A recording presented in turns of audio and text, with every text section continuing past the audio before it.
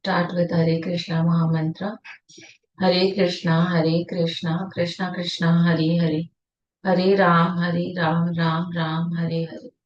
Hare Krishna, Krishna Krishna, Hare Hare. Hare Ram, Ram Ram, Hare Hare. Hare Krishna, Krishna Krishna, Hare Hare. Hare Ram, Ram Ram, Hare Hare. Let's do some Radha Jap. Radha, Shri Radha, Radha, Shri Radha, Radha, Shri Radha, Radha, Shri Radha.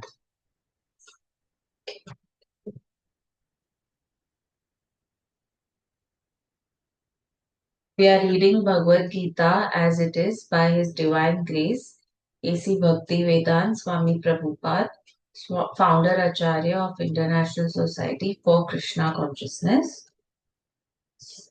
We are in chapter 11, text 55.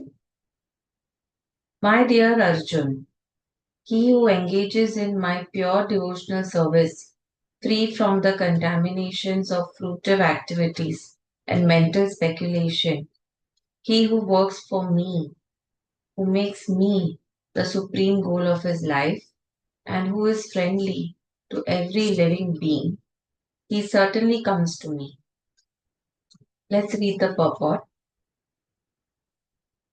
Anyone who wants to approach the supreme of all the personalities of Godhead on the Krishna Lok planet in the spiritual sky and be intimately connected with the Supreme Personality Krishna must take this formula as stated by the Supreme Himself. Therefore, this verse is considered to be the essence of Bhagwat Gita. The Bhagwat Gita is a book directed to the conditioned souls who are engaged in the material world with the purpose of lording it over nature and who do not know of the real spiritual life. The Bhagavad Gita is meant to show how one can understand his spiritual existence and his eternal relationship with the with the Supreme Spiritual Personality, and to teach one how to go back home, back to Godhead. Now, here is the verse which clearly explains the process by which one can attain success in his spiritual activity, devotional service. As far as work is concerned, one should transfer his energy entirely to Krishna conscious activities. As stated in the Rasamrata Sindhu 1.2.255, no work should be done by any man except in relationship to Krishna. This is called Krishna Karma.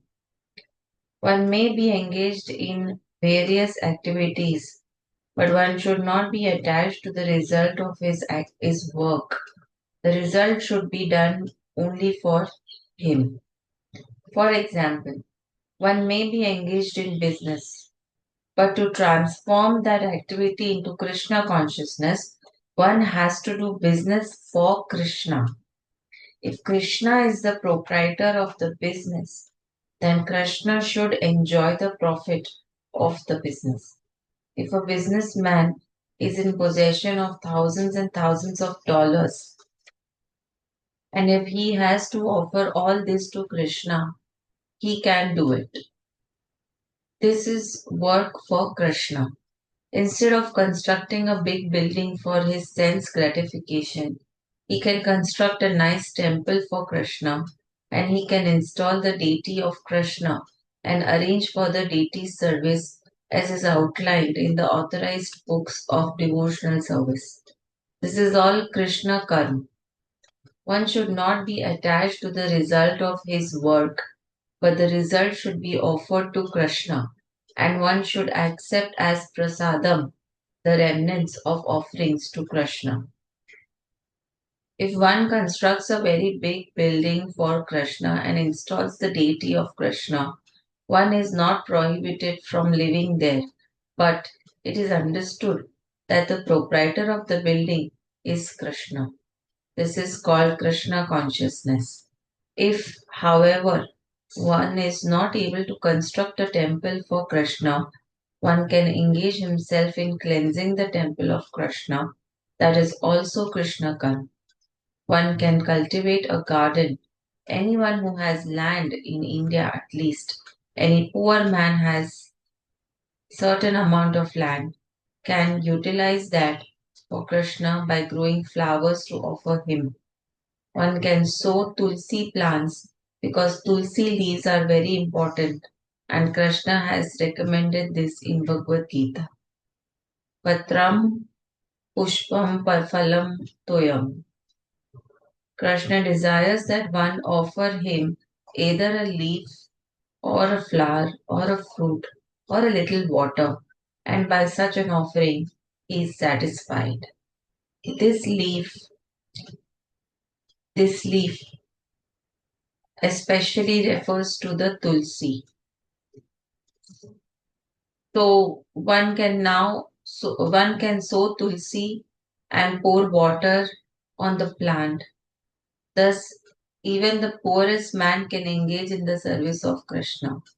These are some of the examples of how one can engage in working for Krishna.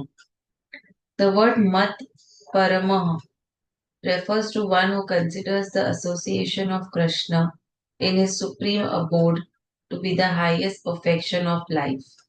Such a person does not wish to be elevated to the higher planets, such as the moon or sun or heavenly planets, or even the highest planet of this universe, Brahmalok. He has no attraction for that. He is only attracted to being transferred to the spiritual sky.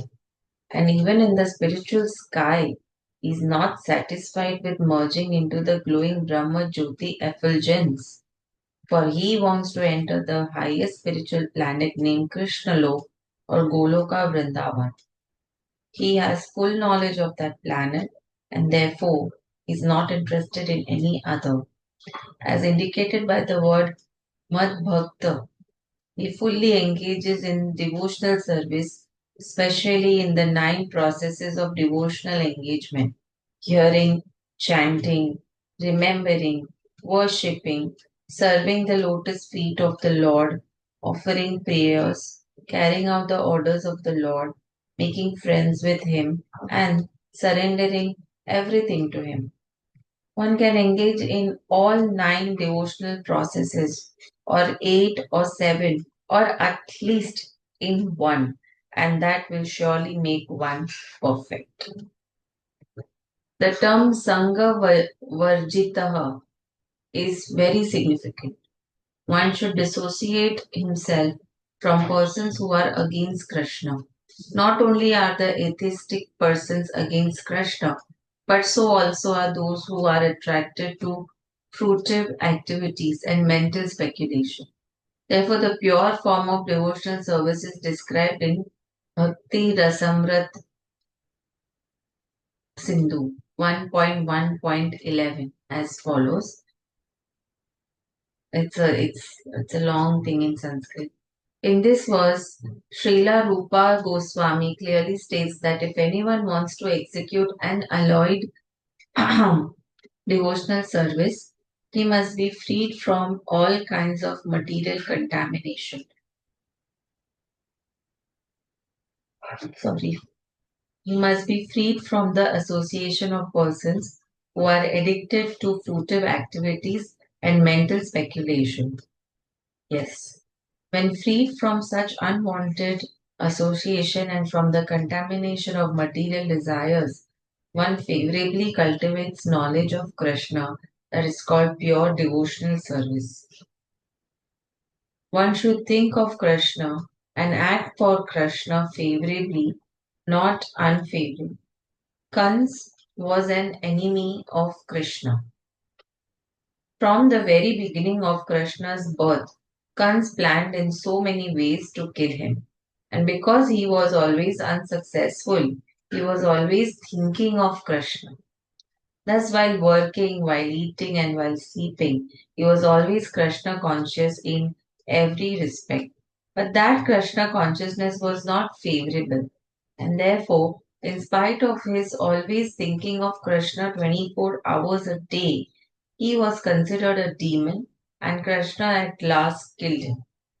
Of course, anyone who is killed by Krishna attains salvation immediately, but that is not the aim of the pure devotee. The pure devotee does not even want salvation.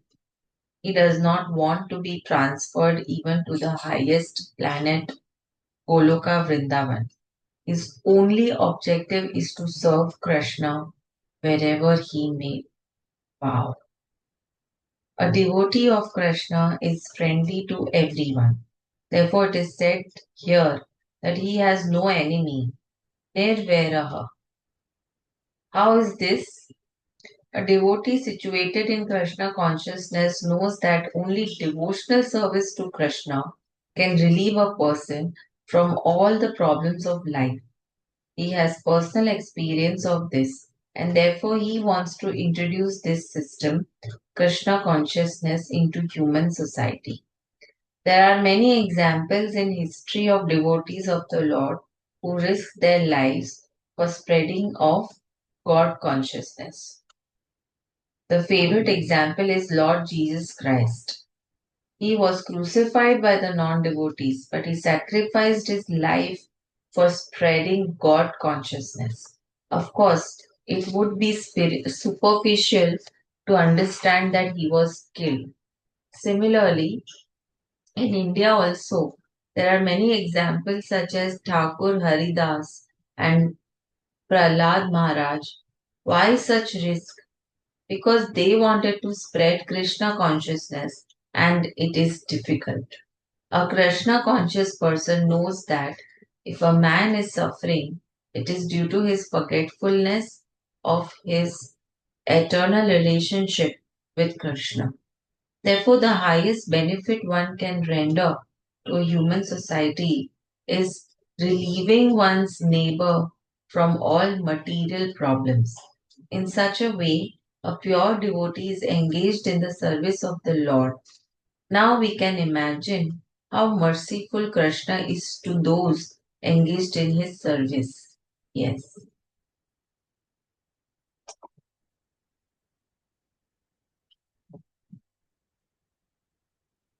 Now we can, yeah, engaged in his service, risking everything for him. Therefore, it is certain that such persons must reach the supreme planet after leaving the body. In summary, the universal form of Krishna, which is a temporary manifestation, and the form of time, which devours everything, and even the form of Vishnu, four-handed, have all been exhibited by Krishna.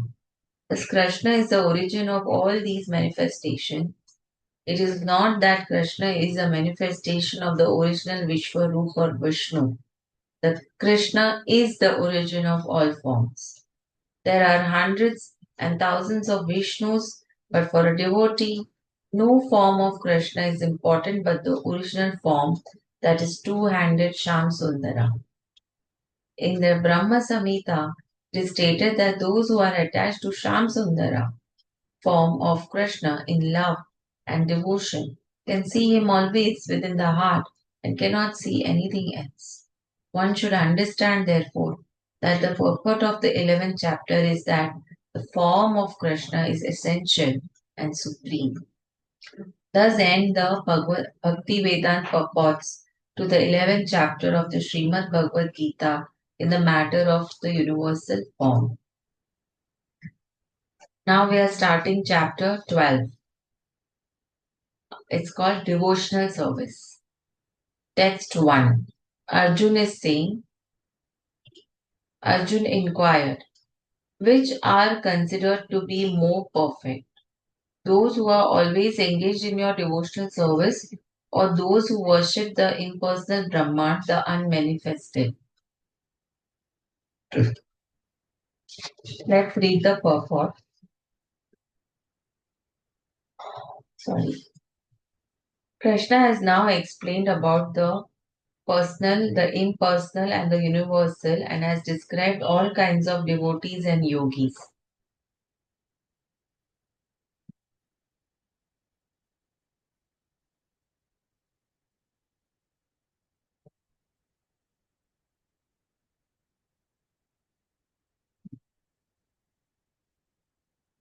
Sorry. Krishna has now explained about the personal, the impersonal, and the universal, and has described all kinds of devotees and yogis. Generally, the transcendentalists can be divided into two classes. One is the impersonalist, and the other is the personalist. The personalist devotee engages himself with all energy in the service of the Supreme Lord. The impersonalist also engages himself not directly in the service of Krishna, but in meditation on the impersonal Brahman, the unmanifested. We find in this chapter that of the different processes for realization of the absolute truth, Bhakti Yoga, that is devotional service, is the highest. If one at all desires to have the association of the Supreme Personality of Godhead, then he must take to devotional service. Those who worship the Supreme Lord directly by devotional service are called personalists. Those who engage themselves in meditation on the impersonal Brahman are called impersonalists. Arjun is here questioning which position is better. There are different ways to realize the absolute truth, but Krishna indicates in this chapter that Bhakti Yoga or devotional service to him is the highest of all. It is the most direct and it is the easiest means for association with the Godhead. Yes. In the second chapter of Bhagwat Geeta, the Supreme Lord explained that a living entity is not the material body, he is a spiritual spark, and the absolute truth is the spiritual whole. In the seventh chapter, he spoke of the living entity as being part and parcel of the supreme whole and recommended that he transfer his attention fully to the whole. Then again in the eighth chapter, it was said that anyone who thinks of Krishna at the time of quitting his body is at once transferred to the spiritual sky, to the abode of Krishna. Yes. And at the end of the sixth chapter, the Lord clearly said that of all yogis, one who always thinks of Krishna within himself is considered the most perfect. So, in practically every chapter, the conclusion has been that one should be attached to the personal form of Krishna, for that is the highest spiritual realization. Nevertheless, there are those who are not attached to the personal form of Krishna. They are so firmly detached that even in the preparation of commentaries to Bhagavad Gita, they want to distract other people from Krishna and transfer all devotion to the impersonal Brahma Jyoti. They prefer to meditate on the impersonal form of the absolute truth, which is beyond the reach of the senses and is not manifest. Yes. And so, factually, there are two classes of transcendentalists. Now, Arjun is trying to settle the question of which process is easier and which of the classes is more perfect. In other words, he is clarifying his own position because he is attached to the personal form of Krishna. He is not attached to the impersonal Brahman. He wants to know whether his position is secure. The impersonal manifestation, either in this material world or in the spiritual world of the Supreme Lord, is a problem for meditation. How? I don't understand. Actually, one cannot perfectly conceive of the impersonal feature of the absolute truth. Therefore, Arjun wants to say, what is the use of such a waste of time? Arjun experienced in the 11th chapter that to be attached to the personal form of Krishna is best because he could thus understand all other forms at the same time and there was no disturbance to his love for Krishna. This important question asked of Krishna by Arjun will clarify the distinction between the impersonal and the personal conceptions of the absolute truth. Yes. Let's read text 2. So now Krishna Bhagwan is replying to Arjun. The Supreme Personality of Godhead said, those who fix their minds on my personal form and are always engaged in worshipping me with great and transcendental faith are considered by me to be most perfect. Let's read the purport. In answer to Arjun's question, Krishna clearly says that he who concentrates upon his personal form and who worships him with faith and devotion is to be considered most perfect in yoga. For one is such Krishna consciousness, there are no material activities because everything is done for Krishna. A pure devotee is constantly engaged. Sometimes he chants, sometimes he hears or reads books about Krishna, or sometimes he cooks prasadam or goes to the marketplace to purchase something for Krishna, or sometimes he washes the temple or the dishes. Whatever he does, he does not let a single moment pass without devoting his activities to Krishna. Such action is in full samadhi.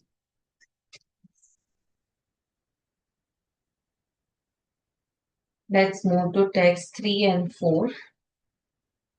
But those who fully worship the unmanifested, that which lies beyond the perception of the senses, and all pervading, inconceivable, unchanging, fixed, and immovable, yes, the impersonal conception of the absolute truth, by controlling the various senses and being equally disposed to everyone, such persons engaged in the welfare of all at last achieve me. He's saying that you will achieve me, but it will be very difficult. Let's read the purport. Those who do not directly worship the Supreme Godhead, Krishna, but who attempt to achieve the same goal by an indirect process, also ultimately achieve the same goal, Shri Krishna. Sri Krishna. After many births, the man of wisdom seeks refuge in me, knowing that Vasudev is all. When a person comes to full knowledge after many births, he surrenders unto Lord Krishna. If one approaches the Godhead by the method mentioned in this verse, he has to control the senses, render service to everyone, and engage in the welfare of all beings. It is inferred that one has to approach Lord Krishna, otherwise, there is no perfect realization. Often, there is much penance involved before one fully surrenders unto Him. Yes. In order to perceive the super soul within the individual soul, one has to cease the sensual activities of seeing, hearing, tasting, working, etc. Then one comes to understand that the Supreme Soul is present everywhere. Realizing this, one envies no living entity. He sees no difference between man and animal because he sees soul only, not the outer covering. But for the common man, this method of impersonal realization is very difficult. Let's end here with Hare Krishna Maha Mantra.